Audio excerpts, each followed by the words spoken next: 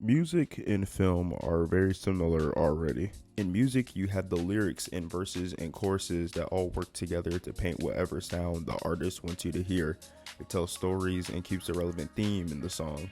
The same is for film, in scenes, dialogues, and characters. This is obvious, but it's deeper than that. While scenes are built together to tell the story, even the shots used in scenes are communicating with each other to help build a narrative. This is where the medium's best to combine in music videos, the matching shots and what's happening on screen to give the song a new experience it never felt before.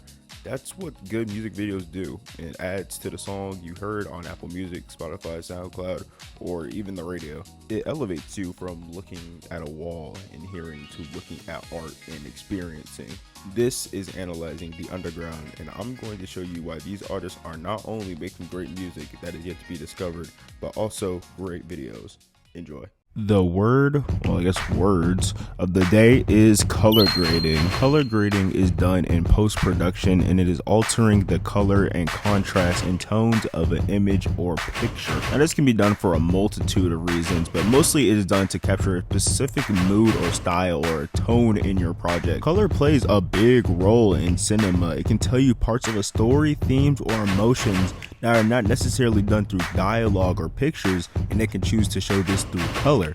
It's also important because it can stick very well when it's done right, like how you know that this is cold and in Europe, and how you know that this is Mexico and warm. This is probably the best example of iconic color grading because it's done so right here that it is completely just shifted how media is portrayed as a whole.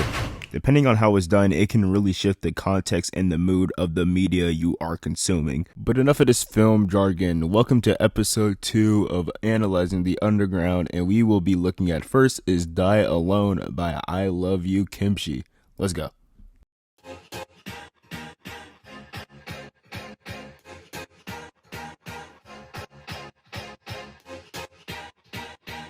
So the first thing you'll immediately take note of is the wall of hot pink that we are hit by as soon as the video starts. And this color is just a great pick and a very fitting choice when you understand what hot pink and this magenta color represent when you understand color theory. So why hot pink? So while pink is typically a mix of white and red, hot pink stands out because it is that initial pink mixed with more red and added blues. And this matters deeply once you understand what the red and blue undertones in the hot pink are actually doing to the color to change what emotion it is inflicting within the viewer. Red is typically a color that signals danger. It makes you want to really look and pay attention to what is in red. It's a color that stands out and also ties in with the strong emotion of anger. Now, pink is more of an energetic and calming version of red, but it still hypes you up in a way. And when you mix that with blue, you get a more of a mellow vibe, but all kind of just mixed together to create this cheerful and playful environment. And finally, hot pink as an aesthetic is not just girly pop. It's also a very specific internet culture that's following, more likely pointing to those early days of 2014 Instagram and Tumblr, and combined the coloring aesthetic with the way they were dressing, claiming that they were going for this Y2K look. Combine all of that with her style, which is really this Avril Lavigne kind of dressing style that literally has this video just pumping you with nostalgia. So it's quite literally making you watch this whole video through rose tinted glasses, giving off this nostalgic vibe, which a lot of people point out in the comments of this video. And this pink will serve as the all-star of this video, as obviously it is the main color that is overlaid across it at the color grading, but also because when the camera is somewhat normal, it is very standoutish and is pretty highlighted in every shot that it's in. But every color really seems to pop in this video, and that's really because of how strong the blacks and the shadows are. They really bring a pop and a contrast to the more vivid colors that we do see. And to boost it even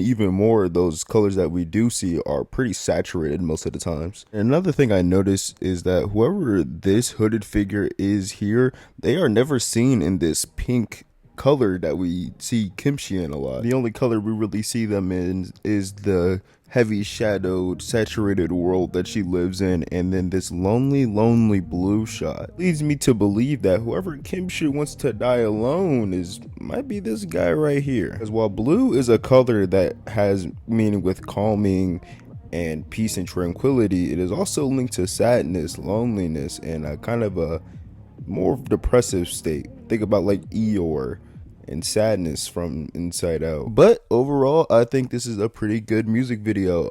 I do like the use of color grading here, and if you go back and look at her other music videos, I do think this is her first one, but they all do tend to have like one main color that's like really visible in the color grading, like how this video is pink, another one's blue. You can go back and check those. But I do like it. Very, very fun video, and I think I would give it around a 6 out of 10.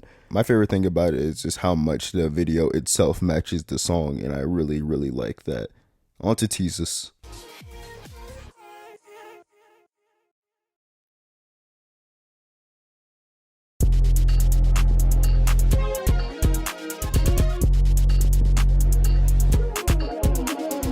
So one of the first things I noticed immediately is how weirdly the colors look desaturated yet so vibrant at the same time. Like the sky here is this very weird gray, muted green, yet the bushes around him are so vividly green and very lush looking. Here the car is pretty muted too, but then again, later on in the music video, it flips to this very vivid blue that we see. And I'm not gonna lie, for a time I was stuck. Like the first segment you saw I made it probably like in a day and a half, and this one is taking me multiple days to look at and figure out what is really going on here. So what we're seeing is this constant flip-flop between this vivid and bright world and this desaturated world that we see, and that's really only just the daytime. There's two parts of this video, and as I was just stuck sitting with myself trying to figure it out. What did this mean? What could this possibly lead to? And then a light bulb went off, because this is not something that has a deeper meaning to a story or something settled that they're trying to reference to. He's simply paying homage. And I can hear you now asking, what is he paying homage to? And do not worry, I have an answer for that as well. For this one, we're gonna have to open our ears for a little bit, as in the beginning of the song, TEZZUS says, "I see stars when I'm downtown LA." Ladies and gentlemen, it is now time to get a shovel and your miner's hat on, as we need to go digging a bit here. Now the phrase "I see stars" could simply just refer to the nice, beautiful, luscious skies of LA during the night, or it could be the Hollywood stars on the sidewalk. Lucky for us, we are operating in the wonderful world of rap, so we do not have to pick, because it is both. Because this is a double entendre. It's deeper than that. It's deeper than the sidewalk and the sky. You see, TEZZUS is rapping about LA in the first place because this was shot in LA. And with the lyrics putting us in LA and the video putting us in LA, it only makes sense if the cinematography also reflects in LA. Now, I looked at this and I knew it just looked so familiar. I just couldn't put my finger on it. I knew it had to be some Quentin Tarantino-esque style that was going on here, but I just couldn't put my finger on it, but now I can. I dug through the movies. I was like, is it Kill Bill? No. Is it this? Is it that? No. And ladies and gentlemen, the answer was right under my nose. It's just simply Pulp Fiction. I mostly see the polish of Pulp Fiction going on around here. The shiny metals, the popping chromes, and the flames in the cigarettes. It really just screamed Pulp Fiction. And I felt in my soul that there was another movie, something more, and I couldn't really figure it out until I remembered movies like to lie to us. And then boom. Oh, fuck me, I just made the whole connection. Ladies and gentlemen, the second movie that I saw was Scarface. I mostly saw this in the muted colors, like in the sky, when the car was muted, when the grass was muted. I knew it just had to be Scarface. And I hear you cinema fans now popping out of the woodwork.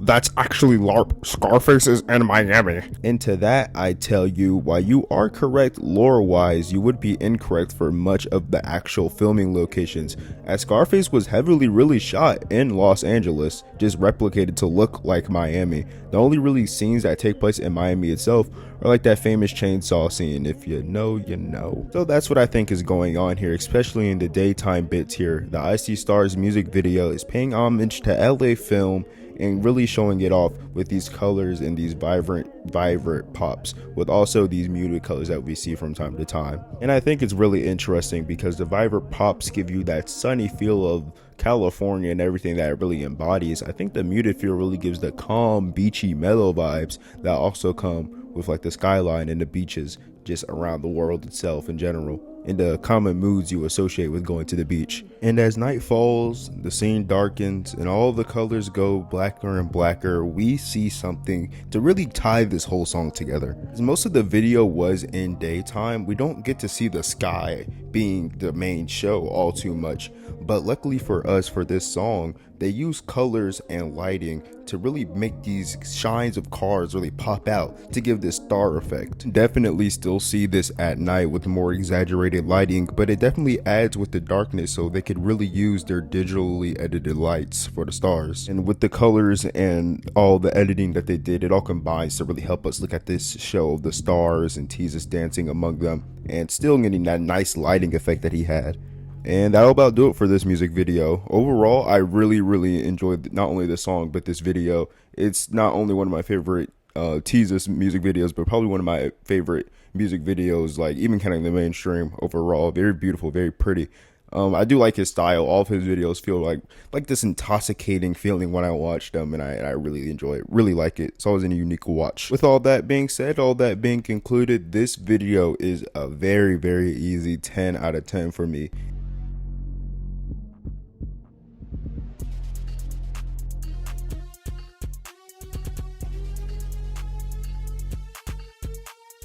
And that will do it for today. If you like what you saw here, make sure you leave a like and subscribe and comment what video you want to see next. I promise I'm gonna get to them for real. I just had these 2 video ideas I already had planned out, and now I will dig through the comments to figure out where to go next from here. But for now, my loyal subjects, have a good one.